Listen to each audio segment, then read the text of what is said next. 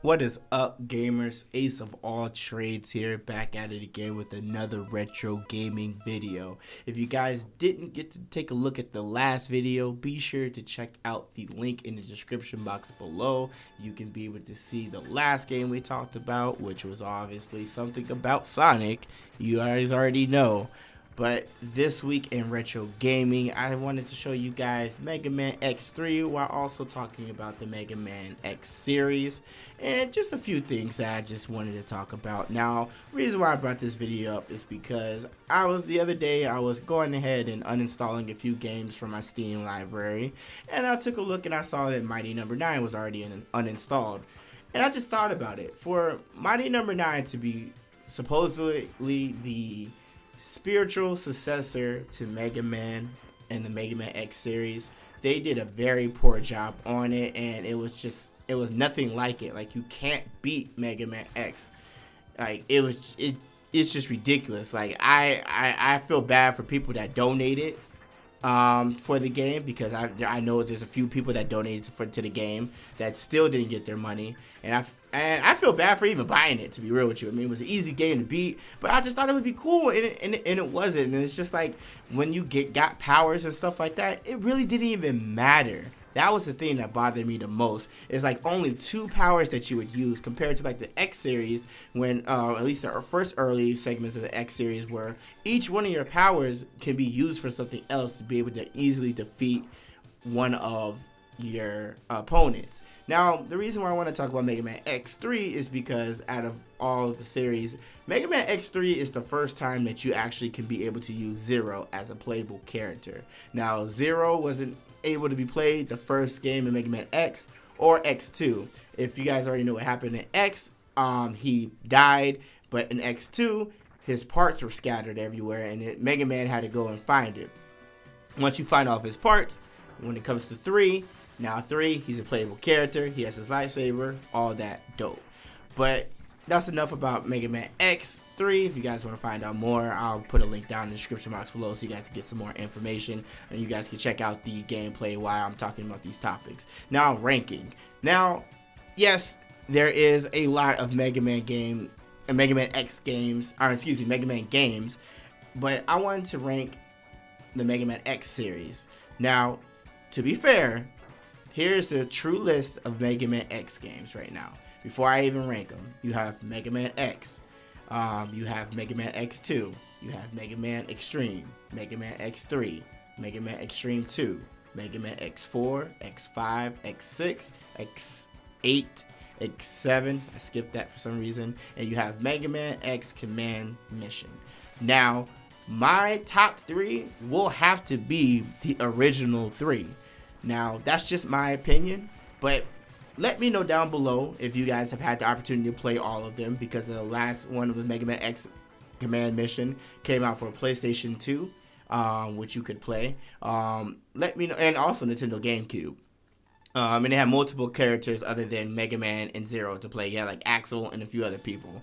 But my top 3 in my ranking, it would have to go, number 1 would be the original Mega Man series, just because you can't beat that. Like, that was, when you first come in, the first stage got you hyped for everything else. And then when you go around and you collect the different parts for Mega Man, and you get and you have the ability to be able to get Ryu's move at the end of the game itself, when you go to, I guess I forgot the name of the robot, but he's like the purple robot, when he gets like the little bubbles that you can shoot out on the top of that mountain. That's where you can learn Ryu's move. So it was always dope. You have to have that one. Like, and when that Sigma stage, when you go against Sigma the last time, like, that music always gets you hyped. Like, even now, thinking about it can get me hyped. You gotta go with the first original. And then after Mega Man X, I would have to say Mega Man X3. Now, the reason why I say Mega Man X3 is because X2 was cool, don't get me wrong. That would be my 3rd choice in the top 3.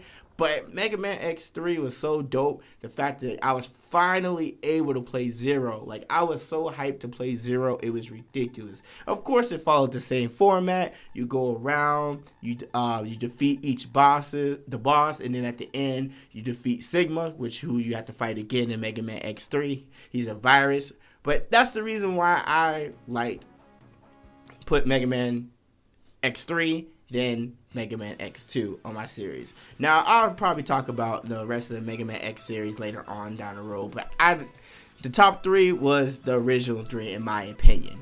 Now, let's just go ahead and get to this Mighty Number 9 subject. Let's just go ahead and just talk about this. Now, if you guys didn't already know, I live under a rock. Mighty Number 9, it came out in 2016, and I wish that it didn't. I wish that it just didn't come out, because then we could have just let Mega Man rest and he could have just made cameos in other games. Now, of course, this wasn't originally Mega Man because Capcom wouldn't allow it. Capcom reserves the rights and owns Mega Man. So the owner or the creator of Mega Man said, okay, I'm going to do a game on Kickstarter and I'm going to go ahead and create another, basically a spiritual successor to Mega Man. And he did a piss poor job doing it. Originally, when we first saw the gameplay of the game, it looked dope. It was like a dope concept. Everybody was hyped. People were donating for it and everything. People just couldn't wait for the game. And then you get the game. And then you got this kid named Beck, of course, that looks kind of like Mega Man. And of course, he has the ability to be able to absorb different robots' powers afterwards. Now, the thing with Mighty Number 9, what you can do is you can quote-unquote use your speed dash to combo and get different type of items through these robots that you would do. And that was cool and all, but the game was just like there was no point. And I feel like it did a horrible job at it. And I just feel like if you're gonna make a successor to a game, make sure you do a great job at it.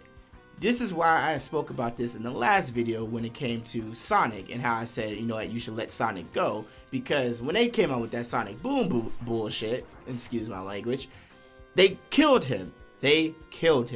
Now, Mega Man had the potential to be better, and I feel like if Capcom would have allowed there to be a new Mega Man game, it would have been fine.